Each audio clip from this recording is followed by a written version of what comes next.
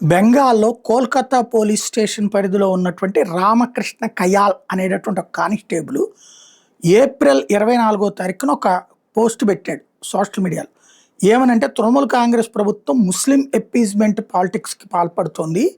Police శాఖలో బదిలీలు కానీ పోలీస్ శాఖలో నియామకాలు కానీ ముస్లిముల్ని బీసీ కోటాలో పెట్టడంతో పాటు ముస్లిముల కోసం ప్రత్యేకించి ఏర్పాట్లు చేసే అధికార యంత్రాంగం ఉంది.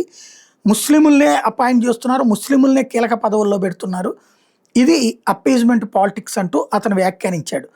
దీని మీద అతన్ని 26వ తారీఖున తృణమూల్ కాంగ్రెస్ ప్రభుత్వం సస్పెండ్ చేసింది. 27వ తారీఖున ఏప్రిల్ 27వ తారీఖున సువేందు అధికారి మేము అధికారంలోకి వస్తే అతన్ని మళ్ళీ అపాయింట్ చేస్తాం అని ప్రకటించారు. ఇప్పుడు బీజేపీ ప్రభుత్వం వచ్చింది. మొన్న 22వ తారీఖు మేన రామకృష్ణ కయాల్ సస్పెన్షన్ రివోక్ చేసి అతని మళ్ళీ ఉద్యోగంలోకి తీసుకుంటూ అనౌన్స్మెంట్ ఇచ్చారు.